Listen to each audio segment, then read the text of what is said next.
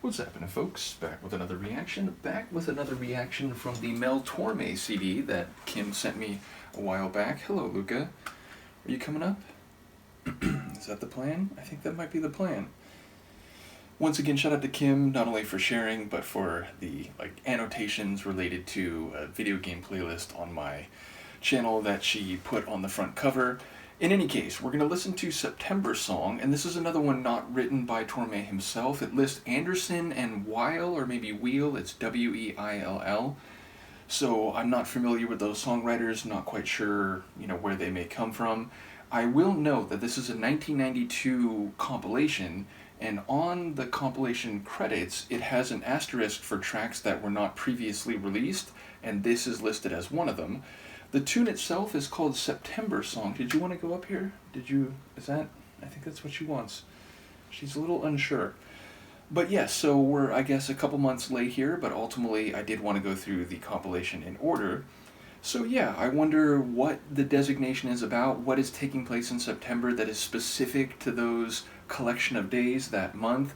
It could, of course, be very specific and eccentric or idiosyncratic. It could be something that happens as a celebration or a festival, though off the top of my head I can't think of too many holidays celebrated in September more than in just one place, whereas something like Christmas or New Year's is celebrated in many places around the world at the same time.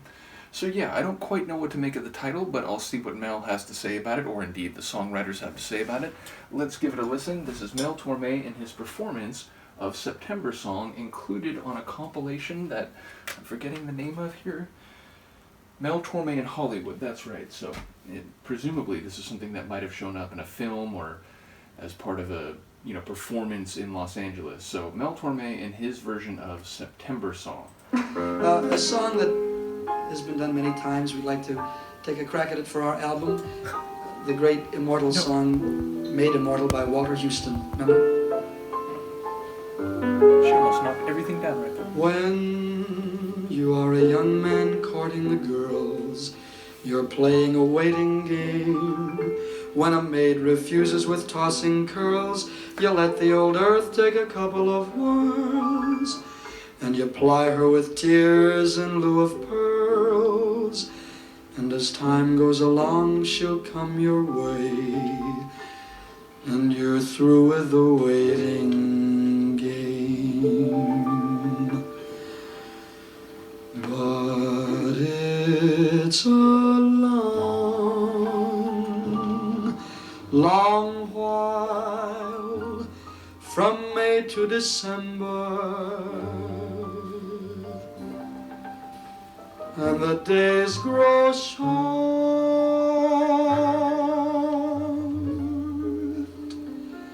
when you reach September, when the autumn weather turns the leaves to flame. One hasn't got time for the waiting game. All the days dwindle down to a precious few. September, November,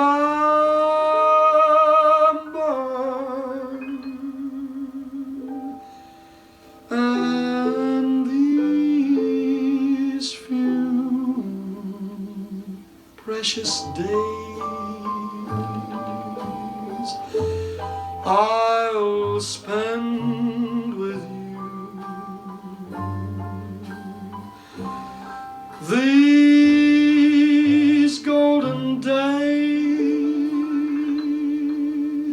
I'll spend with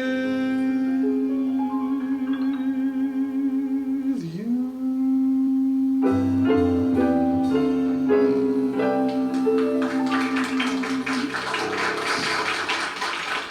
Thank you. Thank you very much. Thank you, Mel. You could tell that was live. Even at the very beginning, there was a bit of ambience in the recording when he was introducing it, but certainly like during the track you could hear, you know, people putting their teacup down, or there's sounds of a live recording. So yeah, definitely another one that was done in front of an audience. I did note that he's saying at the very beginning this is one that a number of people have done, so obviously it's a tune that had been around at least a little while. And yeah, it has a bit of fun at the beginning, you know, if you're trying to ingratiate yourself with, or indeed flirt with, a maid and it's not working, and what was it, she throws the curlers at you or something, then clearly you need to change your approach. But he's talking about how as the seasons pass, and indeed when you hit autumn and September, the days start getting shorter because it gets dark earlier. Now obviously this is a song that is relevant in the northern hemisphere, because, you know, in the southern hemisphere the seasons are flipped, if you will. Nevertheless, the idea that, you know, you have less time to talk to someone during the day and less time to make your mark, so you have to, you know, be more, I don't want to say direct, but you have to, again, try to make an impact quickly, or more quickly. I was going to say quicker, but I guess more quickly would technically be accurate. In any case, the idea that you can't play the waiting game, you can't, you know, be stuck wondering, is she interested, is she not? Ultimately, it sounds like the type of, you know, jazzy performance where someone's walking around with a microphone in the audience, and maybe when they're saying, you know, like, with you, spending my day with you, they're looking at people at different tables, or there's a real possibility for like a personal charisma to come across, which it certainly seems like he had. Again, I only know a little bit about him, but I know that he had that, you know, the look and the charm and the crooner voice. I will say, speaking of the voice, there's a couple moments where it's so deep and rich. The idea that he got the nickname the Velvet Fog for his voice and its, you know, thick, lustrous sort of sound, I definitely am getting a greater sense of that now. I mean, there's a moment or two there where it's like the resonance of it is, you know, sort of vibrating to the ear. So definitely his nickname is coming across very clearly.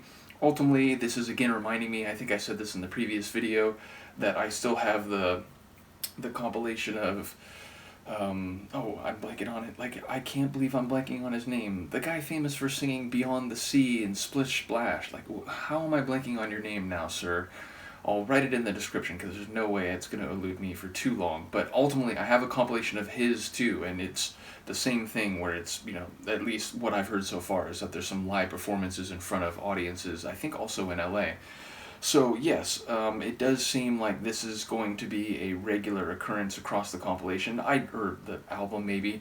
I don't know specifically if all the tunes will be like that, but so far it's seeming like there's a live performance aspect to it, and maybe that's the idea of Mel Torme in Hollywood, you know, as he's doing these shows in front of audiences.